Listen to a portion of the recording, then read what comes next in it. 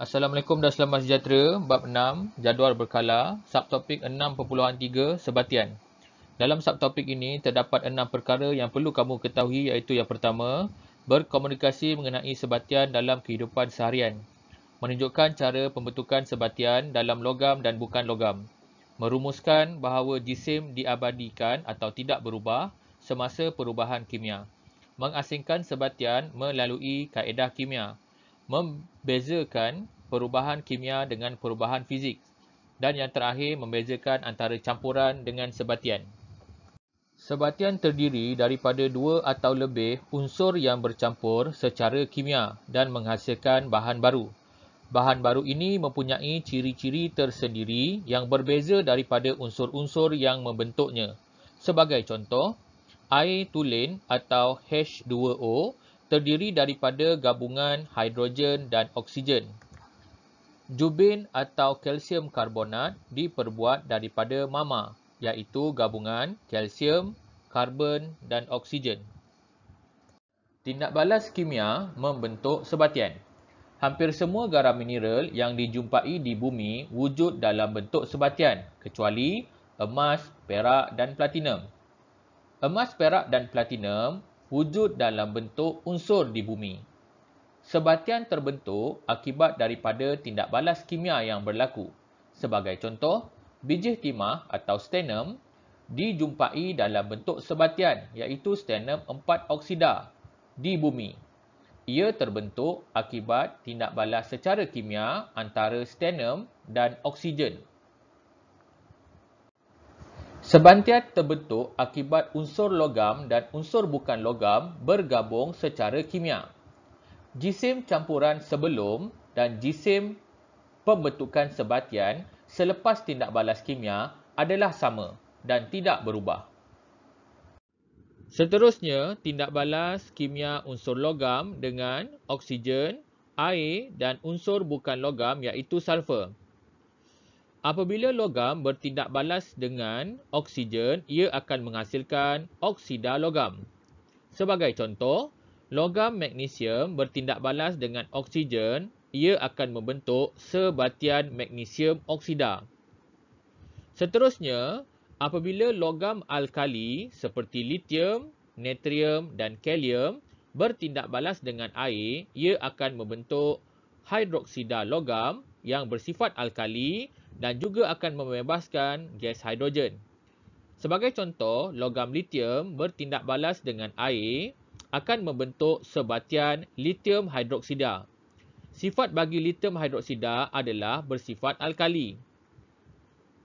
Gas hidrogen juga terbebas. Gas hidrogen boleh diuji dengan menggunakan kayu uji bernyala. Dan yang terakhir ialah apabila serbuk besi bertindak balas dengan serbuk sulfur iaitu unsur bukan logam, ia akan membentuk sebatian besi sulfida. Kaedah pengasingan sebatian.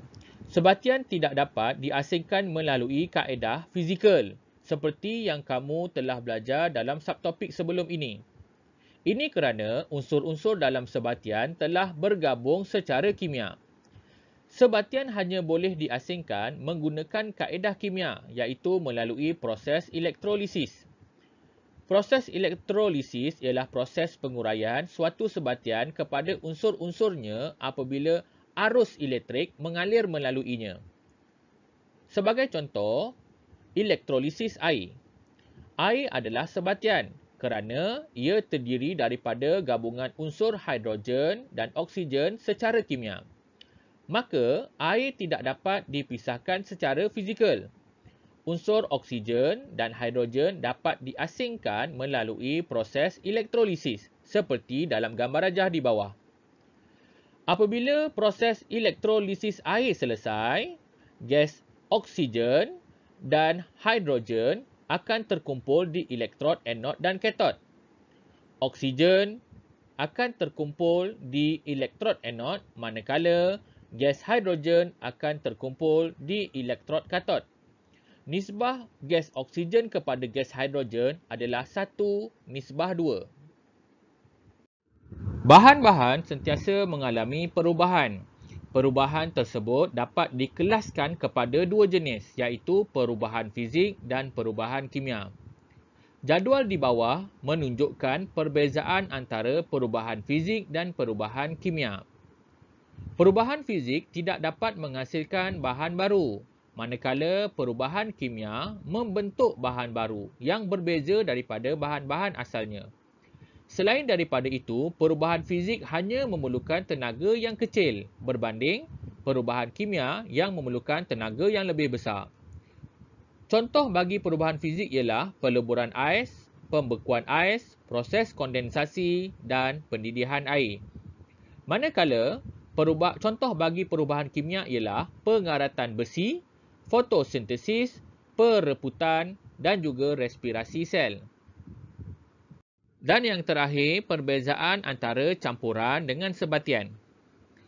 Bagi suatu campuran, tiada pembentukan bahan baru, tiada ikatan kimia terbentuk. Campuran boleh diasingkan dengan menggunakan kaedah fizikal. Sifat bahan baru dan sifat unsur asal adalah sama dan tiada perbezaan. Manakala bagi sebatian, ia membentuk bahan baru. Terdapat ikatan kimia terbentuk. Apabila ikatan kimia terbentuk, ia hanya dapat diasingkan dengan menggunakan kaedah kimia. Sifat bahan baru dengan sifat asal adalah berbeza.